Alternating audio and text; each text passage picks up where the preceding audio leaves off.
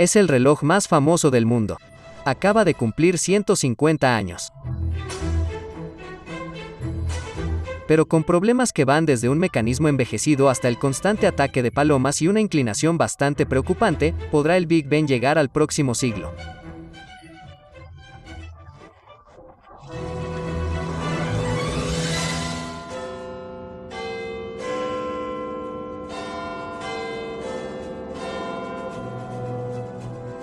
Con 150 años, el desafío para los cuidadores de este icono es mantener el Big Ben en pie y en perfecto estado de funcionamiento durante los próximos 150 años.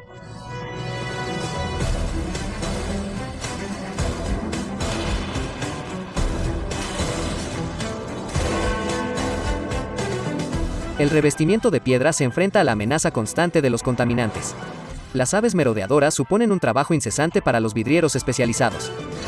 Y las obras de construcción cercanas han socavado sus cimientos. Con un mecanismo de reloj que es más antiguo que el de cualquier ser humano vivo, asegurarse de que el Big Ben se mantenga en posición vertical, limpia y en perfecto tiempo no es tarea fácil.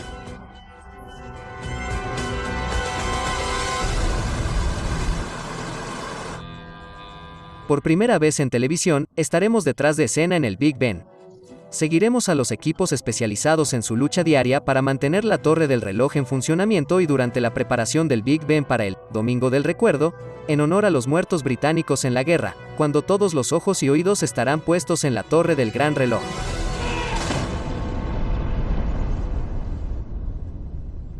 El Big Ben es uno de los monumentos más reconocidos del mundo, pero solo un puñado de profesionales lo cuidan. Los metalúrgicos explican. Estés donde estés en el planeta, si escuchas las campanadas del Big Ben, no dices simplemente, oh, sí, campanas. Dices, oh, sí, Big Ben. Los vidrieros. Creo que he estado trabajando en la esfera del reloj del Big Ben durante los últimos 20 años. Es un gran privilegio hacer este trabajo. Y 3 Reyes Magos, cuyo trabajo es mantener el gran reloj funcionando sin problemas y con precisión. Ian Westward, Paul Robson y Hugh Smith son los relojeros que comparten la responsabilidad de cuidar el gran reloj. Viven en el taller que hay en las entrañas del Parlamento y les encantan los relojes.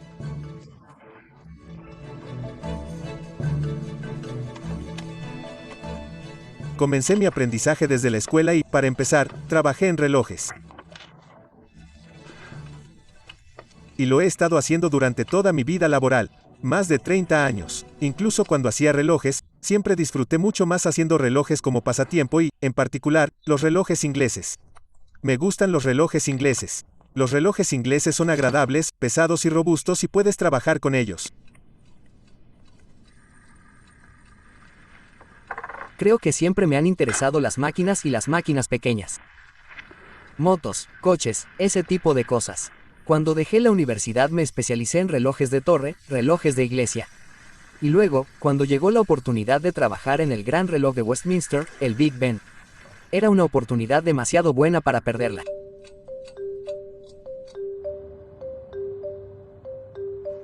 Paul, Hugh e Ian son responsables de alrededor de 1500 relojes más pequeños repartidos por todo el Palacio de Westminster.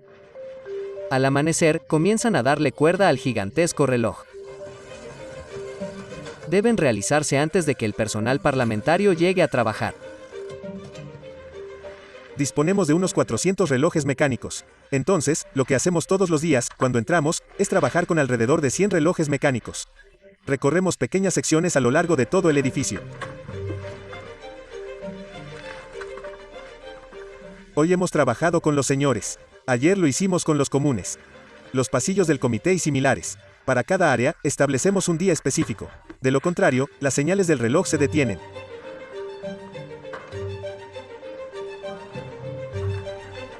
Hoy en día, solo alrededor de un tercio de los 1500 relojes de Westminster siguen siendo mecánicos.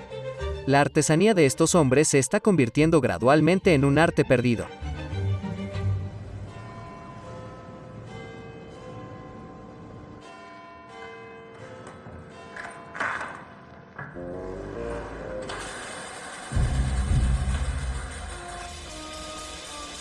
Una vez que termina el reloj que da cuerda dentro del palacio, los 3 se dirigen al abuelo de los relojes. El mecanismo del reloj del Big Ben se encuentra a 58 metros sobre las calles de Londres. Cuando se construyó la torre del reloj en la década de 1850, la tecnología de los ascensores era muy nueva y no podía hacer frente a un edificio tan alto. Por eso, 3 veces por semana, los relojeros tienen que llegar a la cima, como lo hicieron sus predecesores. Suben las escaleras, las 334.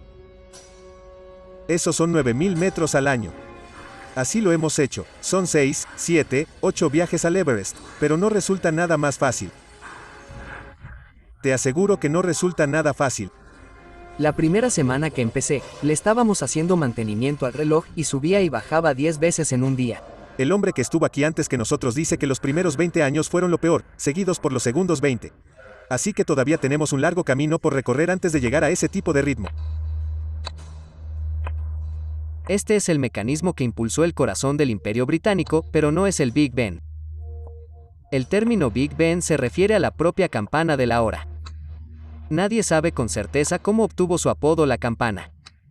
La teoría más probable es que se trate de un afectuoso homenaje al diputado Sir Benjamin Hall, quien supervisó la instalación de la campana original. El Big Ben pesa más de 13.500 kilos y mide más de 2 metros de altura. Está rodeado por 4 cuartos de campana y, cuando suena la hora, suena un breve extracto del Mesías de Handel.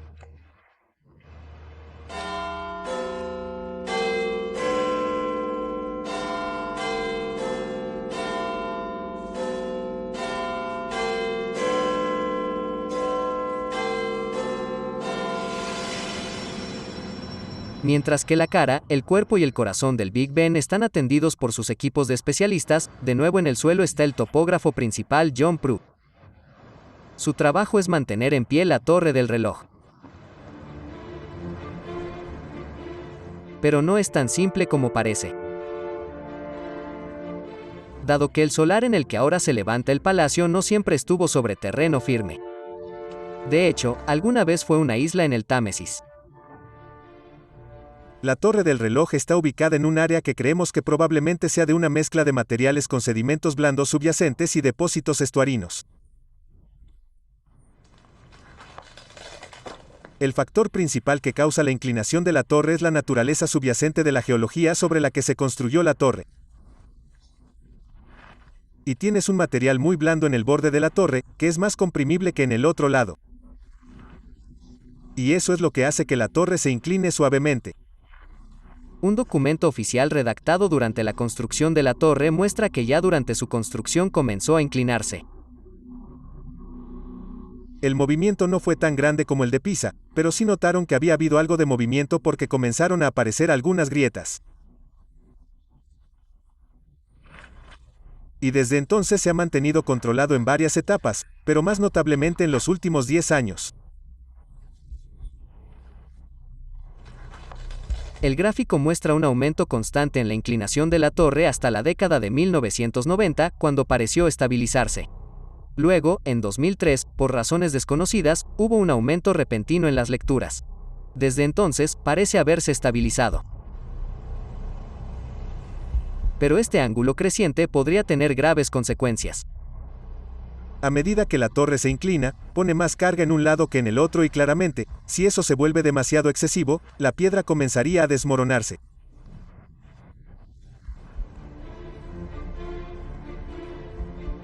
John Proulx está planeando una serie de pruebas para ver si es probable que la inclinación del Big Ben llegue a ser crítica. Pero tiene que descubrirlo antes de que suceda. O es posible que el Big Ben no sobreviva en los próximos 150 años.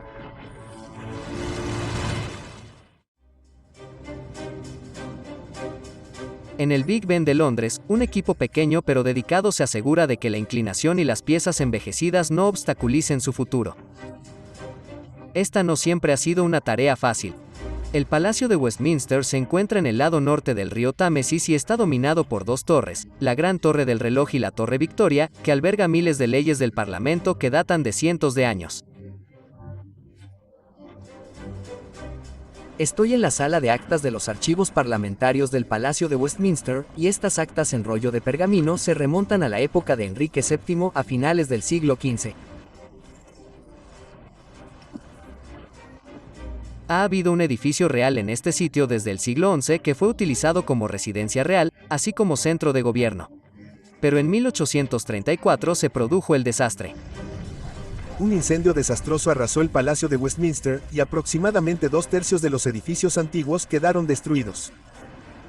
Se debió al sobrecalentamiento de una caldera debajo de la Cámara de los Lores. Entonces fue necesario convocar un concurso y 97 participantes presentaron sus diseños. Pero uno destacó por su claridad de planta y su bello detalle. Y su autor era Charles Barry. El diseño original de Barry no incluía una torre de reloj, pero unos meses después de ganar tuvo una idea. Solo después de un tiempo revisó sus diseños y se introdujo una torre de reloj.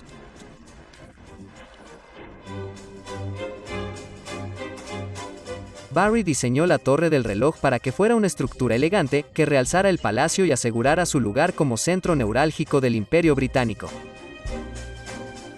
La mitad del siglo XIX fue una edad de oro científica, pero hasta 1833 no existía una referencia horaria estándar en toda Inglaterra. Teníamos diferentes zonas horarias en todo el país, de oeste a este. El oeste, digamos Plymouth, estaba 16 minutos detrás de Londres porque cada ciudad simplemente usaba la salida y la puesta del sol para medir sus relojes. Esto, con las comunicaciones más rápidas como los ferrocarriles y el telégrafo eléctrico no era conveniente, porque si había que programar un ferrocarril tenía que tener un tiempo en todo el país.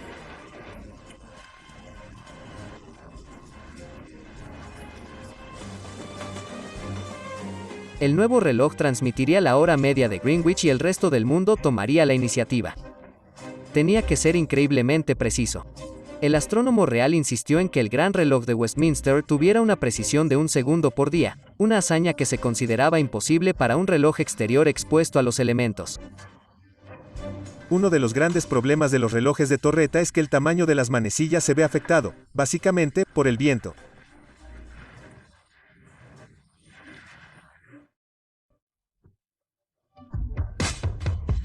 El viento pasa por nuestras manecillas de minutos de 14 pies de largo.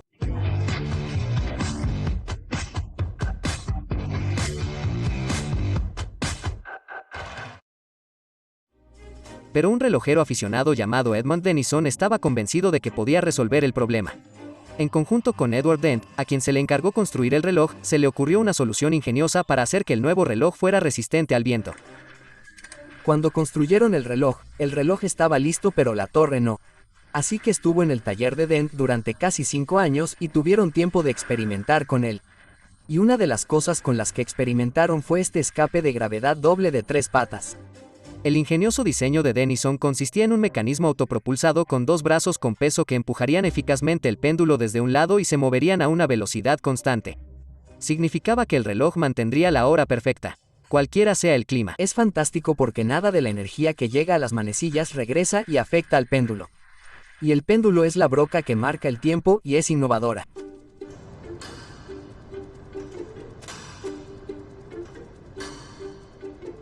El reloj está dividido en 3 tramos conocidos como trenes. En el medio está el dispositivo que acciona las manecillas del reloj y acciona los mecanismos del timbre. A la derecha está el tren que suena para los cuartos de campana y a la izquierda está el tren para el mecanismo de las horas que suena el propio Big Ben. Los 3 trenes funcionan por gravedad con un peso que desenrolla un cable enrollado alrededor de un gran barril.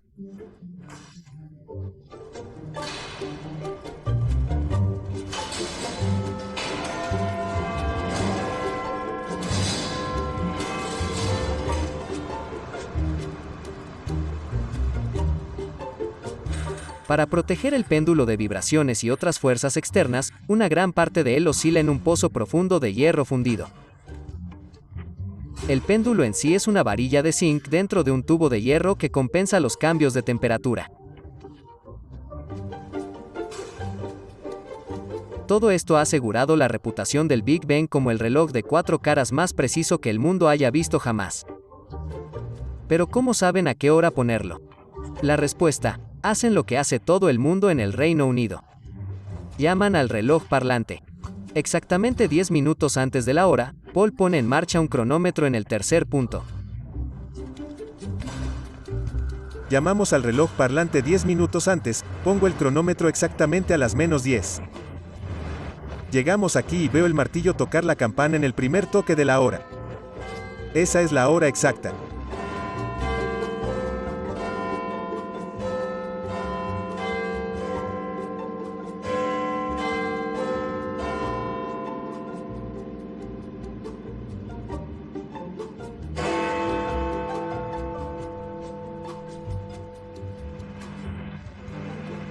Son 0.3 segundos de día, así que con un poco de suerte, hoy no tengo quejas. Y si el reloj va rápido o lento, existe una forma bastante pasada de moda, pero tradicional, de ajustarlo. Si necesitamos hacer algún ajuste, si hacemos una verificación de la hora y el reloj va un poco lento, no es un reloj convencional donde simplemente podemos quitar la manecilla. Al igual que tu reloj, puedes simplemente restablecerlo. Entonces, si el reloj se atrasa un poco, la manera de volver a ponerlo en hora es acelerarlo. El péndulo oscila cada 2 segundos. Entonces, lo que tenemos es esta bandeja cerca de la parte superior del péndulo, y hay varios pesos aquí, pero entre los pesos hay centavos predecimales. Y al agregar una de estas monedas de 1 centavo, lo que realmente estás haciendo es mover el centro de gravedad hacia arriba, por lo que efectivamente estás acortando el péndulo. Entonces, al agregar uno de estos ponis predecimales, en realidad estamos acelerando el reloj 2/5 de segundo por día. Quitamos uno, lo ralentizamos 2/5 de segundo por día, y así es como hacemos que el reloj vuelva a funcionar. Mientras se realizan pequeños ajustes en los relojes que laten en forma de corazón, se está renovando su esfera. Tony McCarthy es un vidriero especialista con cabeza para las alturas. Solo estoy quitando la masilla vieja que sujeta el cristal. Y una vez que haya hecho eso, tomaré una plantilla de papel de la forma del vaso antes de quitarlo. Está roto, por lo que no tendría constancia del tamaño. Lo que la gente olvida es que detrás de este panel de vidrio, aunque es un marco de hierro fundido duro, hay estas piezas de cubierta muy delicadas, por lo que si no las quitas con suficiente cuidado, puedes dañar la cara externa muy fácilmente.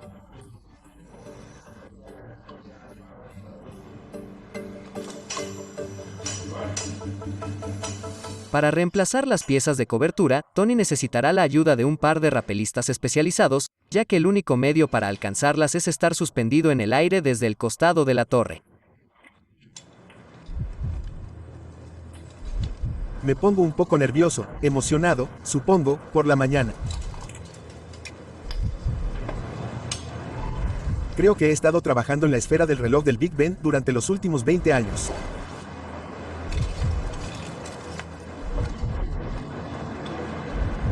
Una tostada esta mañana. Mi última taza de té.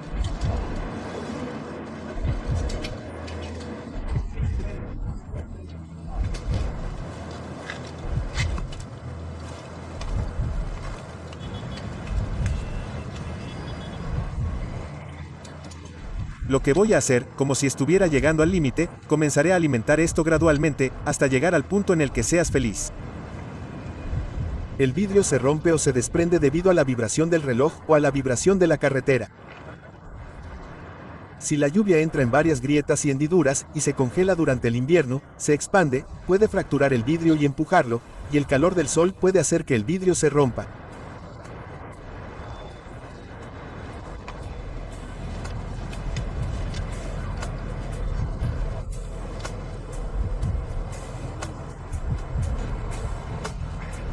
Esta operación importante consiste en sustituir una pieza de tapa. Estas son las cubiertas de vidrio que sellan el esqueleto de hierro fundido de la esfera del reloj.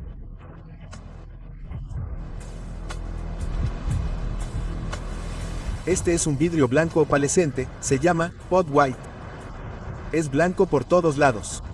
Es un vaso clásico. Se ha utilizado históricamente en la mayoría de los relojes de Gran Bretaña.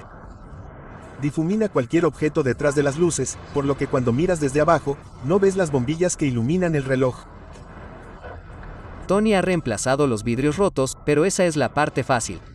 Lo difícil es volver a levantarse. Ya terminé. Tienes que tener cuidado, especialmente donde están tus pies. Y cuando estás ascendiendo, tiendes a mirar hacia arriba, por lo que todavía tienes que concentrarte realmente en dónde están tus pies. En edificios históricos como este, no puedes darte el lujo de dañarlos, mientras que normalmente podrías escalar sin demasiadas preocupaciones. Tienes que tener mucho cuidado con dónde colocas los pies para no causar ningún daño. Y creo que ese es el tema de arriba y abajo, probablemente más arriba.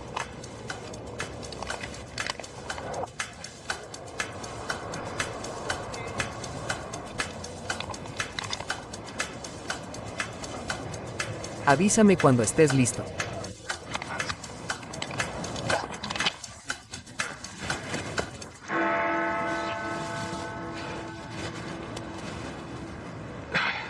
Gracias. Muchas gracias. La cara del Big Ben ha vuelto a su mejor aspecto impecable, pero no son solo los elementos los que constantemente amenazan con dejarle un ojo morado. Una vez escuché una paloma volar hacia el cristal. No sé si es un cuento de viejas o no. Creo que eso causa un problema, si es una paloma muy grande. Las palomas y las gaviotas son el azote de los edificios de Londres. No solo son ladrillos que vuelan, sino que sus excrementos corrosivos carcomen el revestimiento de piedra y desfiguran las elegantes fachadas. Pero mientras la mayoría de los edificios de Londres recurren a desagradables púas o redes para mantener a raya a los pájaros, el Palacio de Westminster tiene un proceso mucho más limpio y eficiente. Angela y su marido, Mark, forman parte del equipo de control de plagas del Parlamento. Los otros miembros del equipo son 6 halcones Harris. Su trabajo, mantener alejadas del palacio a palomas y gaviotas. El mayor problema es el guano y el problema es que es bastante ácido. De hecho, devorará la estructura del edificio. Y este es un edificio que sería bastante difícil de reemplazar. Esta es Electra. La traemos aquí con bastante frecuencia porque es muy grande. De hecho, tiene el tamaño y el peso como para preocupar mucho a las gaviotas.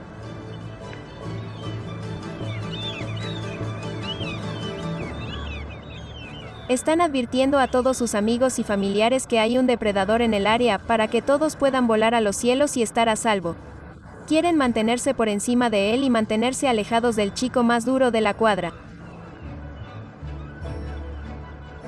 Nuestros niños nombran a los pájaros y a este, Electra. También tenemos a Ángel, que lleva el nombre de Ángel de Buffy, la cazavampiros, porque teníamos una temática de vampiros. Su hermano es Blade. Estoy así de lejos de tener un halcón llamado Spider-Man. Para el halcón de Harris, el objetivo es implacable: mantener a los pájaros alejados del Big Ben. Es para disuadir, pero es un sistema disuasorio que no hace ruidos desagradables. Por definición, muy verde. No dejamos nada atrás. Si colocas redes o púas, arruinas el aspecto de un edificio. Una vez que nos llevemos al halcón, el edificio quedará exactamente como debería ser. Porque es más lento que las palomas. Y las gaviotas que tenemos aquí, aunque parezca aterrador.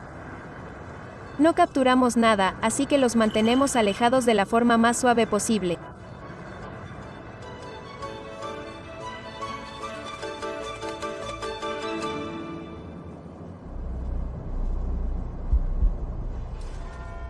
El 29 de abril sucedió lo impensable: el Big Ben salió mal. Los relojeros tuvieron que realizar trabajos de reparación de emergencia en plena noche.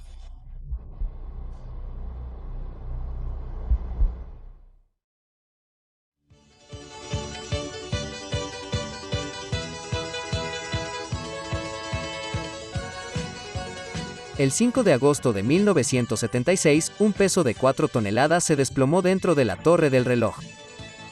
Rompió todo el mecanismo y detuvo el reloj.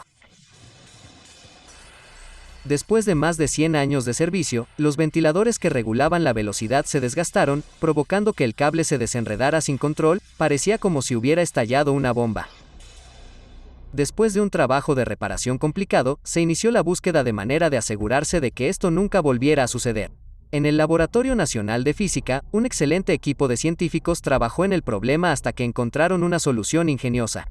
Si el reloj acelera más del 50% de su velocidad normal, las bolas en esas rampas salen despedidas, se enganchan en este tambor exterior aquí y eso acciona 2 brazos de freno que se sujetan al exterior de este tambor original.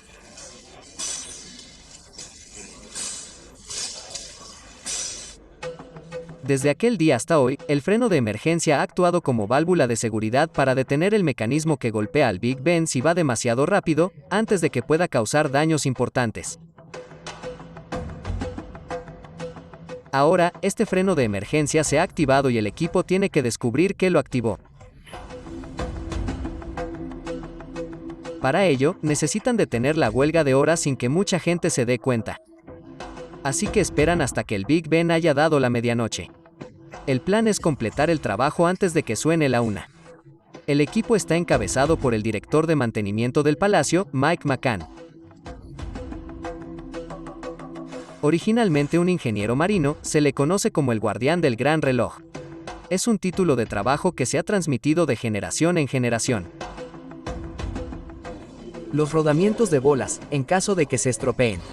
Básicamente lo que pasó es que cuanto más rápido corre, más rápido se lanzan los rodamientos de bolas por esta pendiente.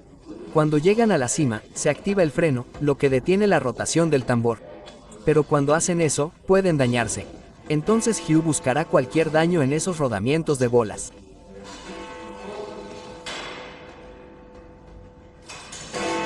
Tan pronto como suena el 12º bong, el equipo se pone a trabajar.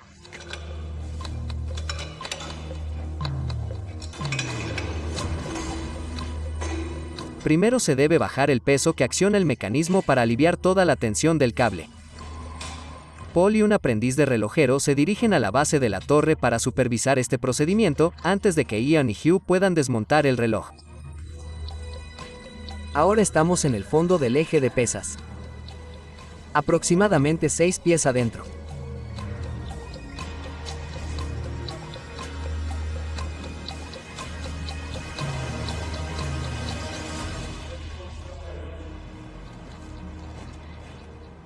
Una vez que el peso está colocado de forma segura sobre los sacos de arena, Ian y Hugh retiran el mecanismo de freno.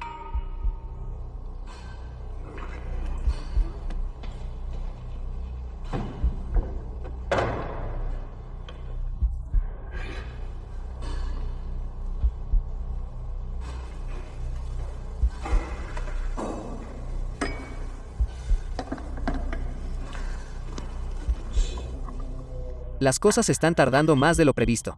El equipo se ha perdido la campanada de la 1 de la mañana. Tendrán que quedarse todo el tiempo que sea necesario y trabajar toda la noche, si es necesario, para devolver las pipas al Big Ben.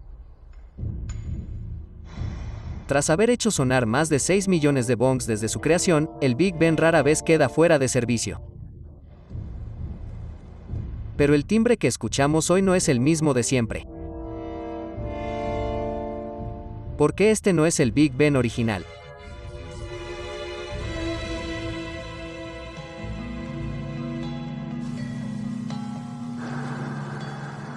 El 6 de agosto de 1856, John Warner & Sons encendió los hornos en Cripplegate en su fundición en Stockton-on-Tees.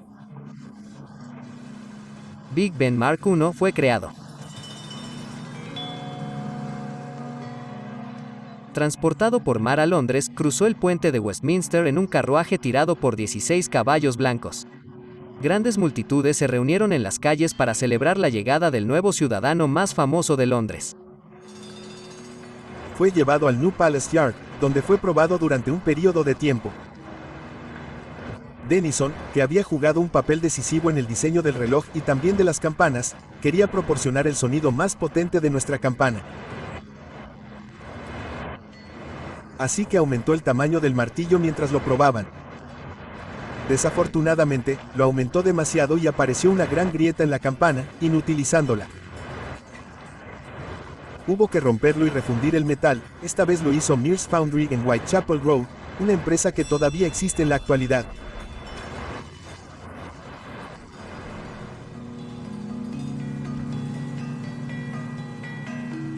Whitechapel Bell Foundry es la empresa manufacturera más antigua del país.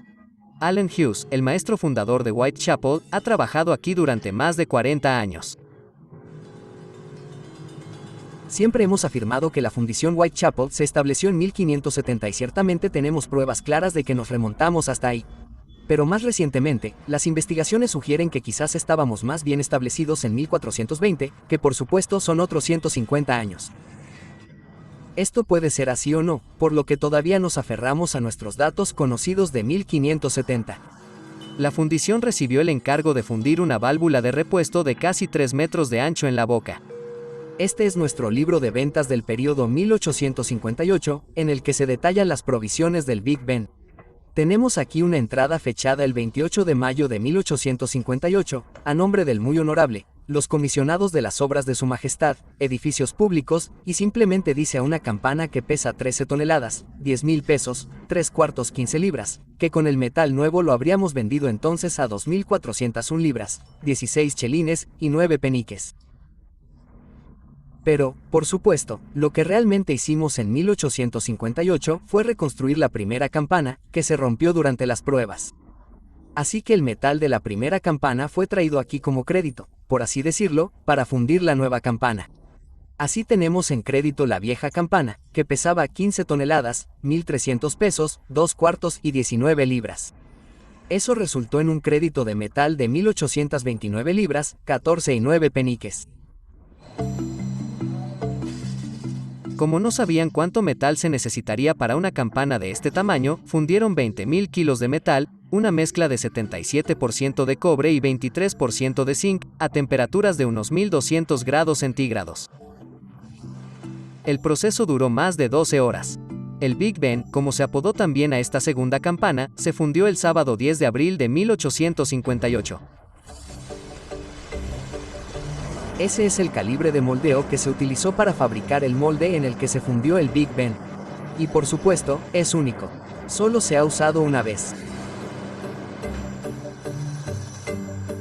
Esta técnica utilizada para moldear el Big Ben sigue siendo la que se usa en la actualidad. El Big Ben es la campana más grande jamás fundida en esta fundición. Y, por supuesto, se construyó bajo el nivel del suelo. A mediados del siglo XIX surgieron considerables dificultades prácticas para levantar metales.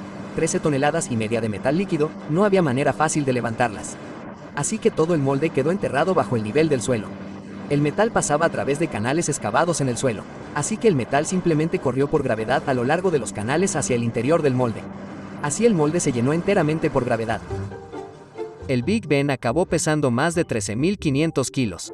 Tardó más de 3 semanas en enfriarse y entonces se convirtió en la campana más grande de Inglaterra. Entonces eso fue traído por el mismo medio. Los mismos caballos lo llevaron al New Palace Yard. Se probó y se encontró que estaba en buen estado.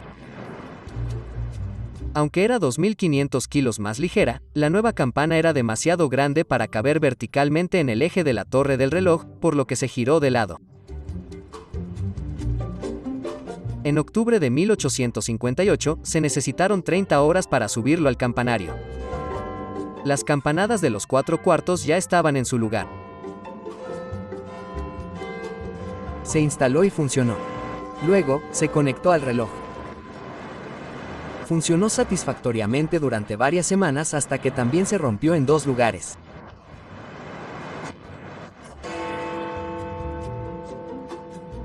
Estas son grietas más pequeñas y todavía se pueden ver hoy en día. Por supuesto, surgieron acusaciones entre Denison y los fundadores. Denison dijo que no se había fundido correctamente. Y los fundadores dijeron que nuevamente había usado un martillo demasiado grande. Mientras estaba en la torre, el astrónomo real sugirió una solución, que era girar ligeramente la campana para que el martillo no golpeara las partes agrietadas y también reducir el tamaño del martillo para que no causara más dificultades en el futuro. Y desde ese día funciona en conjunto con las campanadas de 4/4. De vuelta en la sala del reloj, han transcurrido 83 minutos desde la parada del mecanismo de sonería. El relojero de Westminster Hugh Smith y la investigación de su equipo sobre qué desencadenó el freno de emergencia no ha llegado a ningún resultado. En lugar de eso, deben concentrarse en restablecerlo para evitar futuros accidentes. No se va a trabar, ¿verdad? ¿No va a dejar de funcionar? Creo que deberíamos optar por la fibra de carbono. No hay nada mejor que el antiguo hierro fundido. Una vez que Hugh lo haya limpiado bien, es hora de reinstalarlo en el reloj. Pero tienen que seguir adelante. El Big Ben lleva más de 2 horas en silencio.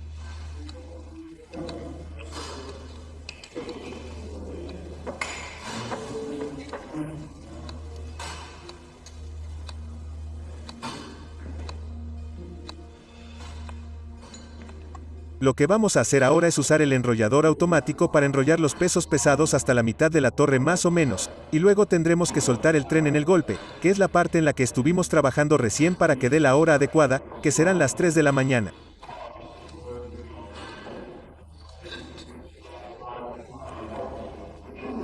Por el momento, quiere dar la señal a las 9 de la mañana.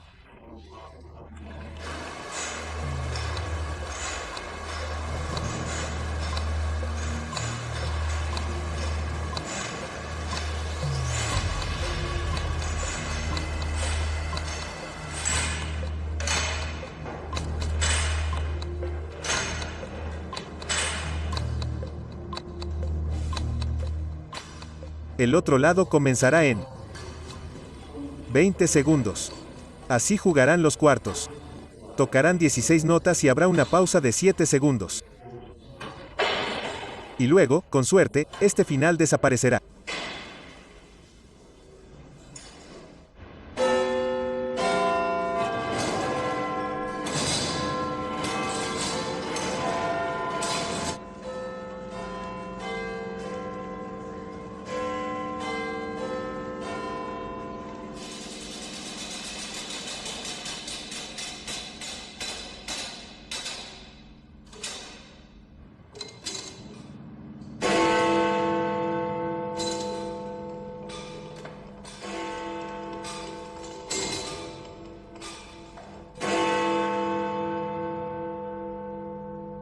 Y no está mal. Salió bien. Todo lo que intentamos hacer funcionó y, como acaba de escuchar, todo fue exitoso.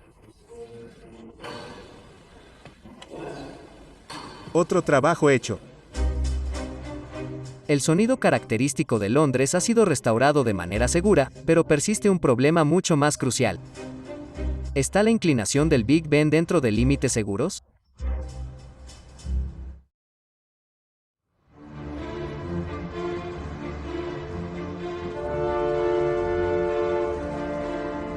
A lo largo de su vida, el Big Ben ha sido testigo de enormes cambios en su entorno. Desde la construcción del monumental recién llegado, el London Eye, al otro lado del río hasta la casa Portcullis, justo al lado. Pero la amenaza más importante para la Torre del Gran Reloj proviene de debajo de sus propios cimientos. En 1994 se inició la construcción de 11 nuevos túneles para la línea Jubilee del Metro de Londres. A pocos metros del Big Ben se cavó un hoyo de 38 metros para una nueva estación.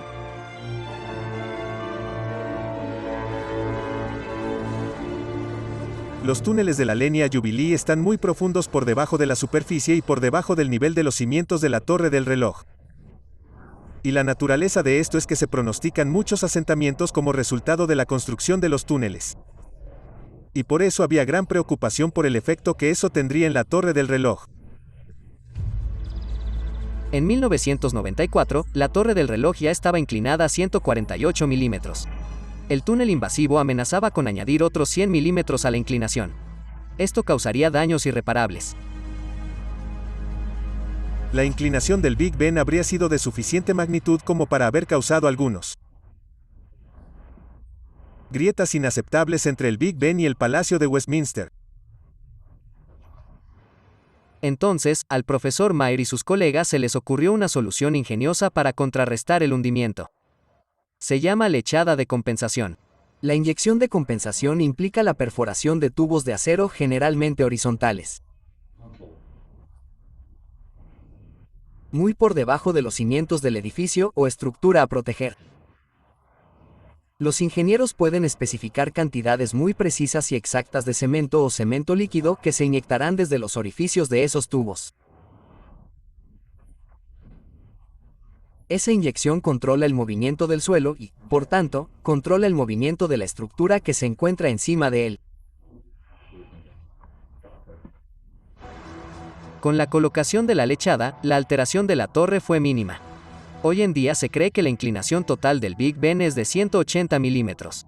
Está dentro de límites seguros. Una inclinación de 200 milímetros podría volcarlo a un nivel crítico, por lo que las mediciones se verifican constantemente. Duncan Lees es un topógrafo especializado en medición láser. Con 25 años de experiencia, Duncan ha utilizado esta técnica en una variedad de aplicaciones, desde construcción a gran escala hasta la creación de efectos especiales para éxitos de taquilla de Hollywood. Lo han contratado para obtener una medida exacta de la inclinación de la torre y buscar tendencias preocupantes.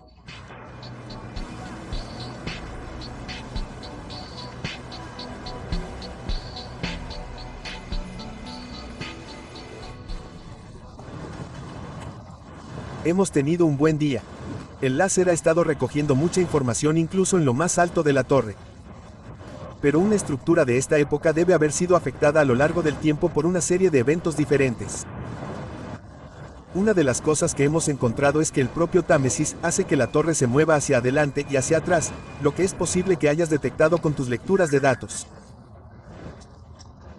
Tienes 2 mareas al día y se mueven hacia adelante y hacia atrás. ¿Qué tipo de rango de movimiento crees que es? Estamos hablando de algo que en realidad es bastante pequeño. Estamos hablando de algo menos de 1 milímetro. Estamos al borde del límite de la distancia de la que podemos obtener buenos datos, pero todavía estamos obteniendo una buena densidad de puntos. Por eso estoy seguro de que cuando juntemos todos los diferentes escaneos, podré mostrarles una torre completa y podremos ver si los puntos que he recopilado muestran algún tipo de difamación. Pero estás controlando este tipo de cosas de todos modos. Sí, lo estamos haciendo. Y será interesante ver cómo se comparan sus datos con lo que hemos medido nosotros mismos. Duncan llevará sus lecturas láser a su laboratorio para procesarlas. Los resultados podrían determinar el futuro del Big Ben.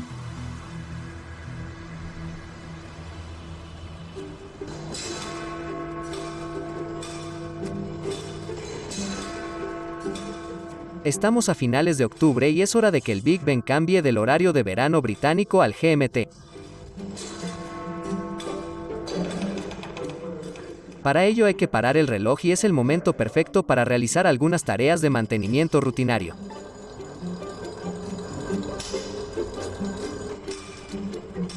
Toda la operación se gestiona con precisión militar. A las 9:03 de la noche en punto, las luces de la esfera del reloj se apagan.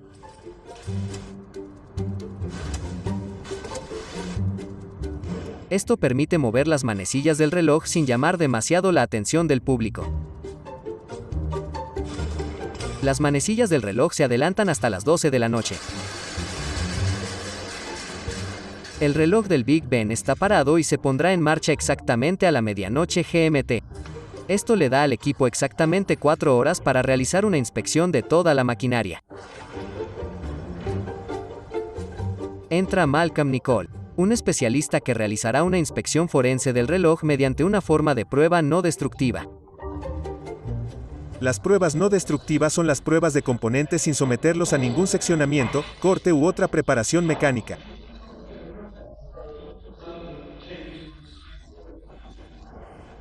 El mecanismo al que Malcolm aplicará su técnica está en el eje del ventilador de moscas. Una pieza de vital importancia para el propio reloj. Apenas tiene signos de desgaste. Una vez desmantelado el ventilador para moscas, Malcolm tiene un breve periodo de tiempo para llevar a cabo su investigación antes de que deba volver a instalarlo. Esta es una técnica no destructiva llamada prueba de partículas magnéticas fluorescentes. Efectivamente, lo que sucede es que creamos un campo magnético a través de la superficie del componente. Y si hay grietas que cruzan las líneas de flujo, el campo magnético, entonces las partículas magnéticas serán atraídas por esos defectos.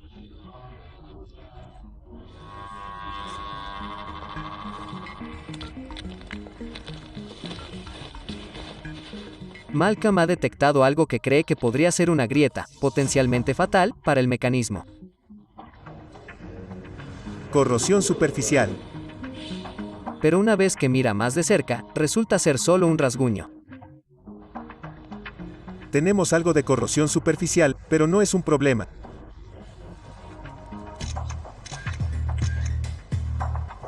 Una vez que Malcolm da el visto bueno, se reinstalan los ventiladores para moscas. 5, 4, 3, 2, 1, ahora. El reloj funcionará durante las próximas 2 horas sin sonar las horas ni las campanadas de los cuartos. El equipo ahora tiene poco menos de 2 horas para controlar la precisión del reloj y realizar ajustes para que esté dentro de un segundo de la nueva hora.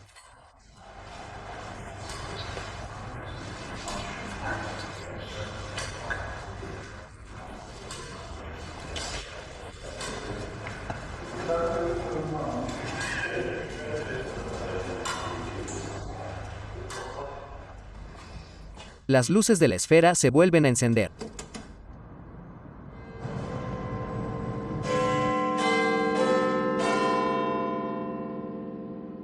A las 2 de la mañana, las campanas de los cuartos hacen sonar las campanadas de Westminster. La gran campana da la hora. Y el Big Ben vuelve a la hora media de Greenwich. Y es vital que el tiempo sea el adecuado en una fracción de segundo. Porque apenas 2 semanas después, el Big Ben juega un papel central en el momento del Domingo del Recuerdo.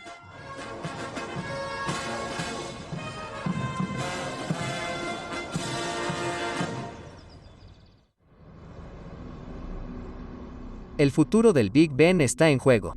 Duncan Lees ha realizado un estudio láser completo de la torre del Gran Reloj para descubrir exactamente hasta qué punto se inclina. Una inclinación de 200 milímetros o más lo pondría en peligro de agrietarse. Los resultados ya están disponibles. El escáner láser muestra claramente que el Big Ben está inclinado. Se inclina hacia el noroeste y mide unos 179 a 180 milímetros desde la vertical. Ahora bien, esta medida única no es motivo de preocupación. Lo que tenemos que hacer en el seguimiento es repetir el ejercicio de medición y ver si hay una tendencia en el movimiento. Ahora bien, en un edificio de esta importancia y esta estatura, y con una inclinación de esa magnitud, es crucial que continúe el ejercicio de control, y podamos evaluar si hay motivo de preocupación por la forma en que se mueve el Big Ben, y la forma en que el medio ambiente está afectando a la torre del reloj.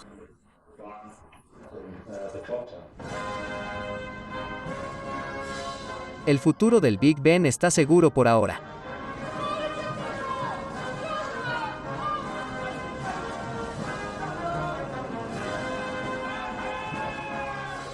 En la hora 11 del domingo más cercano al día 11 del mes 11 de cada año, el Big Ben suena por aquellos que perdieron la vida en la guerra.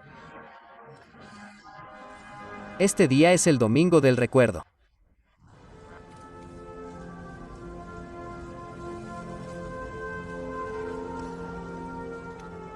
Toda la operación está minuciosamente planificada. El Big Ben tiene que atacar en el momento exacto en que se dispara el cañón de campaña en Horse Guards Parade, a 500 metros de distancia, en honor a los muertos. Como la señal del Big Ben tiene que viajar más lejos que la del arma de campaña, esta debe disparar una fracción de segundo después de que suene la campana. Y este desafío recae en el capitán Paul Greenwood y el sargento Ryan Evans del 10º Regimiento de Señales, Escuadrón de Señales 251. El oficial de operaciones supervisa todos los eventos ceremoniales en el lado de la comunicación, asegurándose de que la comunicación y el tiempo utilizado sean correctos. La importancia del Big Ben para el Domingo del Recuerdo es que tomamos el tiempo para todo el desfile, que el público en general puede ver por televisión.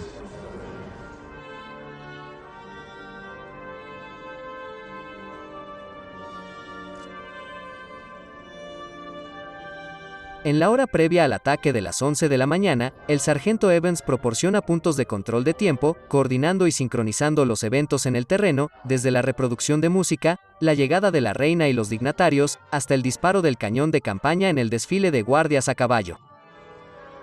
En el último minuto, el capitán Greenwood asume el mando.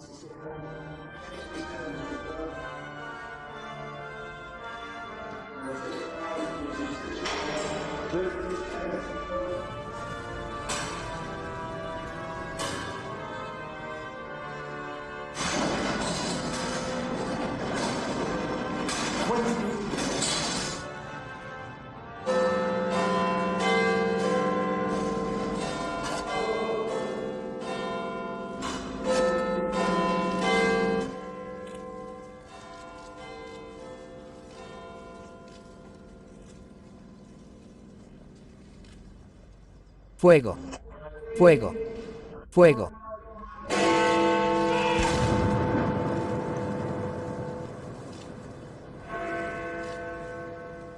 A las 11 en punto comienzan los 2 minutos de silencio.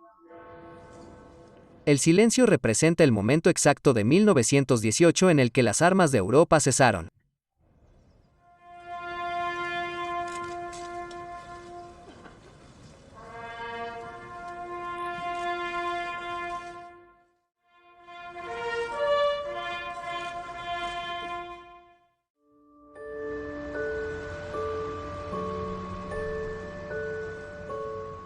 La gran torre del reloj de los palacios de Westminster se ha convertido en un tesoro nacional, la imagen icónica de Gran Bretaña.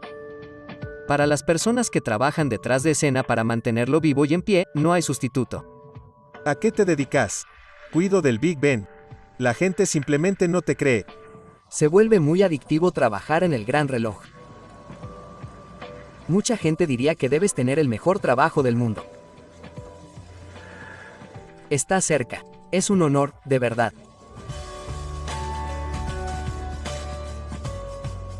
Me siento muy privilegiado de cuidarlo. Definitivamente.